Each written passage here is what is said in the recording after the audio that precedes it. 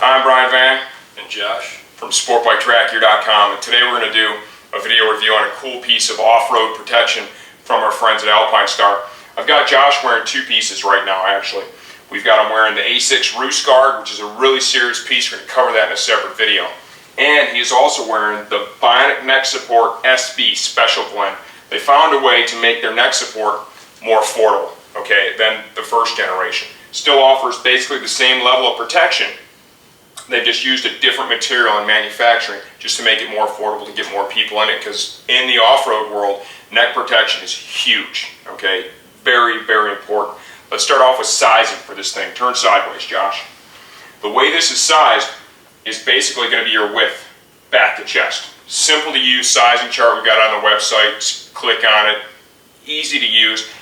It's important this thing fits right. If it doesn't fit right, it can't manage the loads properly. Okay? The idea is that when you have an impact, none of the load is going to be transferred to the neck. Okay? You want it pushed to different parts of the body, to the chest and to the back. And if it gets really severe, okay, there's a breakaway piece here in the back. We'll just talk about that a little bit more in a minute, that can begin to show signs of damage as it manages real serious loads. But let's talk about the fit right now. This A6 Roost Guard that he's got on has special cutouts to allow for the Alpinestars neck system, okay? Because this needs to sit right against your body. You can't have any multiple layers of stuff really taking up space between the neck protector and your body. So it has just a real thin layer of neoprene, okay? Essentially what we're looking for with fit here is, if I go to pull this forward and backwards, it needs to be tight. You can't have it pulling away from his chest and having a big gap, or pulling away from his back and having a big gap, because then the thing cannot transfer the energy to your body and to itself properly. It has to rest on your body comfortably. Not to the point where you have to force it down, but literally when you just lay it on them, that it just goes right into position. There are some provisions for height adjustment here on the side. There's two levels, right? You can easily remove that first level to get to the second one.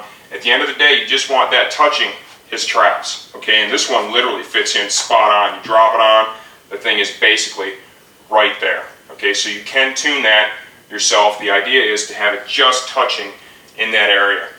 The way this works, it works in concert with your helmet. You've got to have your helmet on, you've got to have it buckled up. You have a fall, okay, and you hit your head, let's say laterally, okay? You go to move your head laterally, the helmet's going to contact the side of this brace. When it hits the side of the brace, right, it begins to transfer energy to his torso. The torso can manage it a whole heck of a lot better than his neck can. You don't want the neck just folding all the way over. So the helmet hits, moves the energy to the body. Same goes front and back, especially here in the back. Okay? Turn around, let's show them that piece. What we have back here is we have this support. This support can be rebuilt, can be replaced. All the parts back here are replaceable, because this is really one of the keys to this device. Let's say he takes a strong, good, solid impact. The first area we're going to see some wear is going to be on this lower portion. Okay, it's got some energy absorbing material built into it, right? And this tail can be damaged in an impact.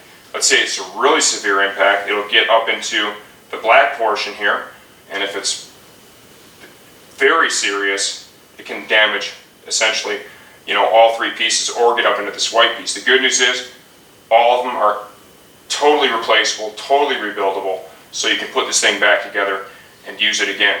To get it on and off, just turn and face me. It's got a real simple buckle, right? It's even clearly marked, open, and just spread it apart like so. So this comes right off of a rider very easily. All right, Josh, thanks for your help. I appreciate it. Let's kind of give you a close-up look of it. This is the support here at the back. And you can see this material here is meant to compress and collapse in the event of a strong impact. If that is not enough and the impact is really severe, it gets up into this second level of the brace, and like I said, even possibly up into the third level here. And that's going to be, as I understand it, for more of kind of a twisting too, can kind of get to this white piece. Where it contacts your chest, it uses that same type of material to help manage that load. Okay? think of it almost, it's similar to the way a piece of body armor is going to work, right? The idea is, as it begins to compress, it really dissipates the load. Same thing, a little firmer here up in the shoulder area, and this is meant more for sizing to get the thing to sit on you properly.